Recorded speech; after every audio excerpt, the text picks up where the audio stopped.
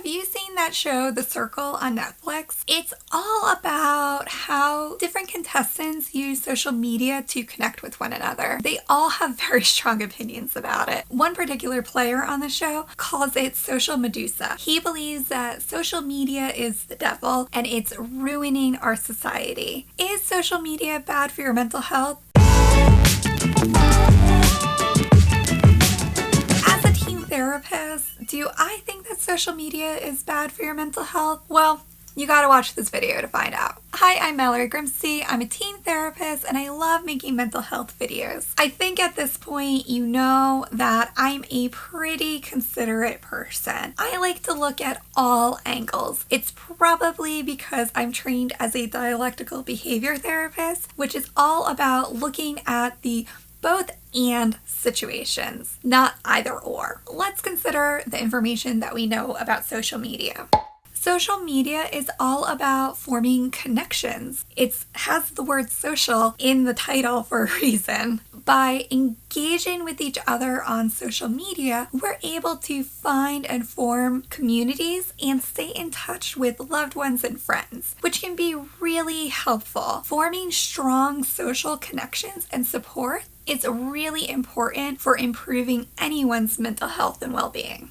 On the flip side, social media can be pretty isolating at times. If you are noticing and seeing lots of photos or videos of friends hanging out without you and you didn't know about it, that can feel really hurtful and painful. And since you're only seeing a snapshot of what's happening, it's tough to know what the circumstances were that you were included. So it can make you feel like you're not part of the group or that other people aren't considering you, and that may not actually be the case at all. Social media can be a really great resource for gathering information. It can be really easy and quick to ask a question and get a response right away in real time. Companies and businesses today are even more accessible the more and more they're on social media. So it can be really helpful if you're like in a pinch and you just need some information right away. You can ask a question on social media. I do it all the time, and you get real feedback response. That being said, there's also a lot of misinformation on social media. Just because somebody posts a response doesn't mean that they know what they're talking about. Most of you know that if you're not an expert or you're not sure about something, you're not going to post it as fact. But some people truly believe ideas or concepts or things that they've been told aren't true at all. For example, just because somebody posts an image of themselves doesn't mean that they actually look like that in real life. There are so many filters and photo editing apps that are easily accessible to anybody now that it can make it really easy to portray yourself as somebody that you're not. Which leads me into my next point. With social media, we have a lot more access to each other. People are able to get in touch with me on Facebook, Pinterest, Instagram, YouTube, email, snail mail, text message, phone call. That's 8 different ways. Plus also making an appointment with me. 9 ways. I'm sure there's more. That means that people have a lot more ability to access me directly, just like I can with them. So that can be really cool if you're wanting to stay in touch with somebody. At the same time, that can feel really exposing. Like you have to be very intentional about setting boundaries and limits with how much access somebody can have to you. So by limiting the amount of social media that you participate or choose to engage in, you can keep it to 1 to 2 platforms, and that can really be helpful in limiting you feeling so exposed and vulnerable. Plus, it's a lot to keep up with. One of the really cool things about social media is that when you find somebody or some information that you connect with, it helps you feel not alone. It can be really validating when you see a post or an image or a video that just feels really relatable. Like, oh my gosh, they get me. They totally understand.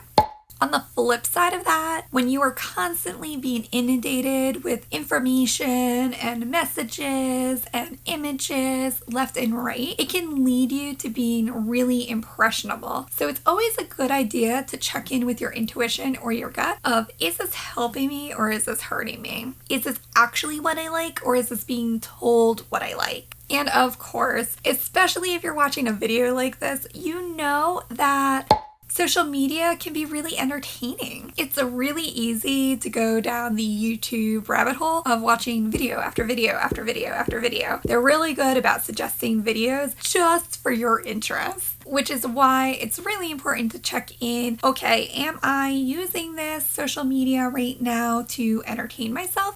Or am I using it to avoid or numb out from my problems? Using entertainment to take a healthy break from an issue can be really helpful. When you never go back and revisit the issue or problem, that's called avoidance, and then you have a whole other situation going on. So you just want to check in, am I using this to avoid my real life and problems? Or am I using it to just kind of give me a little peace, a little restorative rest, and then I can go back to it a little emotionally stronger? So I just want you to check in for a moment and ask these 4 questions as you consider, is social media good or bad for my mental health? Are you connecting with your family and friends in real life too? Or is it only on social media? Are you going on social media to numb out and avoid your problems?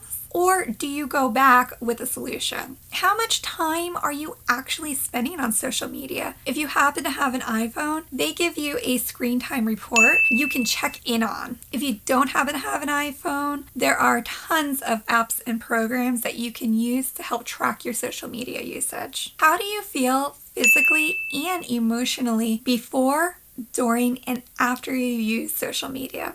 Okay, so verdict time. Just like anything else in life, I think that there are really great components of social media and there are really unhealthy components of social media. It can be really powerful for coping and relationship building. At the same time, it can be really isolating, lead you down dark paths. Does a teen therapist think that social media is good or bad for mental health? So my answer is yes and no. Ultimately, I think it's a one-to-one personal individual evaluation or assessment that you have to do. So just like with coping skills, the most important question that you need to be asking yourself in considering, is this good or bad for your mental health? Is this helping or is this hurting me? And that's it. I hope that you found this information valuable and helpful. And if you did, please be sure to share this video because you never know who you could be helping in the process. And if you want to know more about how to protect yourself on social media, I have a wonderful video that's on your screen right now. Thanks for watching.